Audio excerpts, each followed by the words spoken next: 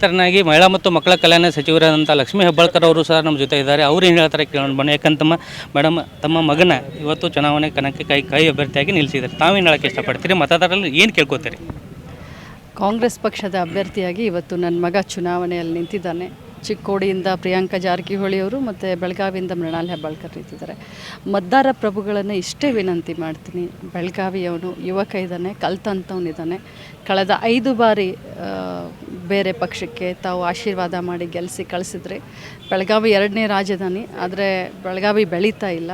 ಅವಕಾಶ ಕೊಡಿ. ಖಂಡಿತವಾಗ್ಲೂ ವಿರೋಧ ಪಕ್ಷದಲ್ಲಿರಲಿ ಅಥವಾ ಪಕ್ಷದ ಸರ್ಕಾರ ಬರಲಿ, ಕೆಲಸ ಮಾಡಿ ತೋರಿಸ್ತಾನೆ. ಕೆಲಸ ಮಾಡುವಂಥ ಪ್ರವೃತ್ತಿ ನನ್ನದು ಯಾವ ಥರ ಇದೆಯೋ ಅದೇ ಥರ ನನ್ನ ಮಗಂದು ಕೂಡ ಇದೆ ಅಂತ ನಾನು ಮತದಾರರಲ್ಲಿ ಬೇಡ್ಕೊಳ್ತೀನಿ. ತಮ್ಮ ವಿರೋಧಿಗಳು ಸಾಕಷ್ಟು ಜನ ಇದ್ದಾರೆ. ಅದರಲ್ಲಿ ಕೇಸರಿ ಭದ್ರಕೋಟೆಯನ್ನು ಚದುರಿಸ್ಬೇಕಂತೇಳಿ ತಾವು ಹೋಗ್ತಾ ಇದ್ದೀರಿ.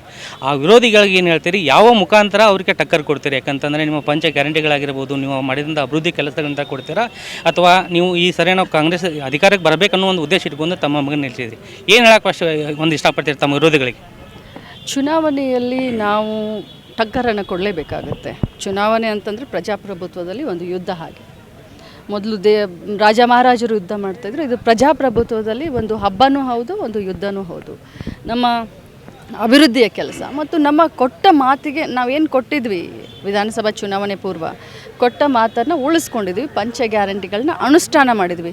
ಕಳೆದ 10 ವರ್ಷ ಏನು ಇವರು 1 ವರ್ಷಕ್ಕೆ 2 ಕೋಟಿ ಜಾಬ್ ಕ್ರಿಯೇಷನ್ ಅಂದರು, 20 ಕೋಟಿ ಜಾಬ್ಗಳನ್ನು ನಮ್ಮ ಯುವಕರೆಲ್ಲ ಹುಡುಕ್ತಾ ಇದ್ದಾರೆ. ಏನು ಬ್ಲ್ಯಾಕ್ ಮನಿ ಅಂತ ಹೇಳಿದ್ರು ಅದನ್ನೆಲ್ಲ ಹುಡುಕ್ತಾ ಇದ್ದಾರೆ. ಅದೆಲ್ಲ ಈಗ ಬೇಡ.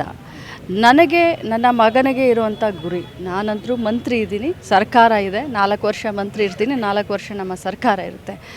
ಮಗನು ಯುವಕ ಇದ್ದಾನೆ, ಅವನೊಂದು ಕನಸನ್ನು ಕಟ್ಕೊಂಡಿದ್ದಾನೆ. ಬೆಳಗಾವಿ 2ನೇ ರಾಜಧಾನಿ ತಕ್ಕ ಹಾಗೆ ಅಭಿವೃದ್ಧಿಯನ್ನು ಮಾಡಬೇಕು ಅನ್ನೋಂಥ ಒಂದು ಹಂಬಲವನ್ನು ಇಟ್ಕೊಂಡಿದ್ದಾನೆ. ತಾವು ಅನೇಕ ಸರಿ ಲೋಕಸಭಾ ಅಭ್ಯರ್ಥಿಯಾಗಿ ಸ್ಪರ್ಧೆ ಮಾಡಿದಿರಿ, 2 ಸರಿ ಸೋತಿದ್ದೀರಿ. ಈ ಸರಿಗೆ 2 ಸರಿ ಒಂದು MLA ಆಗಿ ಈ ಸಾರಿ ಸಚಿವೆ ಆಗಿದ್ದೀರಿ. ಇಡೀ ಕ್ಷೇತ್ರ ಪ್ರತಿಯೊಂದು ನೀವು ಮಾಹಿತಿ ಇದೆ. ಅಲ್ಲಿರುವಂಥ ಮತದಾರರಿಗೆ ಏನು ಹೇಳಕ್ಕೆ ಇಷ್ಟಪಡ್ತೀರಿ? ನೋಡಿ, ಒಮ್ಮೆ ನಾನು 2014ರಲ್ಲಿ ನಾನು ಲೋಕಸಭಾ ಚುನಾವಣೆಯಲ್ಲಿ ನಿಂತು ಸೋತಿದ್ದೀನಿ.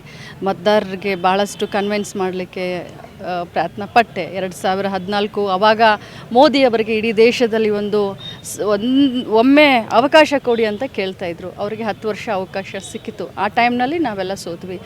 10 ವರ್ಷದ ನಂತರ ಇವತ್ತು ಕರ್ನಾಟಕ ರಾಜ್ಯದಲ್ಲಿ ನಮ್ಮ ಸರ್ಕಾರ ಇದೆ, ನಾನೇ ಸ್ವಂತ ಮಂತ್ರಿ ಇದ್ದೀನಿ. ಸರ್ಕಾರದ 5 ಗ್ಯಾರಂಟಿಗಳ ಇದಿದೆ. ಸೊ ಬಹಳಷ್ಟು ಬದಲಾವಣೆ ಆಗಿದೆ. ಖಂಡಿತವಾಗ್ಲೂ ಗೆಲ್ತೀವಿ. ಇನ್ನು ಲಕ್ಷ್ಮೀ ಹೆಬ್ಬಾಳ್ಕರ್ ಮತ್ತು ಕೈ ಅಭ್ಯರ್ಥಿ ಅಂತ ಮೃಣಾಲ್ ಹೆಬ್ಬಾಳ್ಕರ್ ಪ್ರಕಾರ ನಾನು ಯುವಕ ಇದ್ದೀನಿ, ನನಗೆ ಮತದಾನವನ್ನು ಮಾಡಿ ನನ್ನನ್ನು ಗೆಲ್ಲಿಸ್ಕೊಂಡು ಬಂದು ಅಭಿವೃದ್ಧಿಯನ್ನು ಮಾಡ್ತೀನಿ ಅಂತೇಳಿ ಈಗಾಗಲೇ ಅವರು ಹೇಳ್ತಾ ಇದ್ದಾರೆ. ಬೆಳಗಾವಿಯಿಂದ ಅಮೃತ್ ಅಜ್ಜಿ ಜೊತೆ Manjunath H. Patil, power TV Belagavi.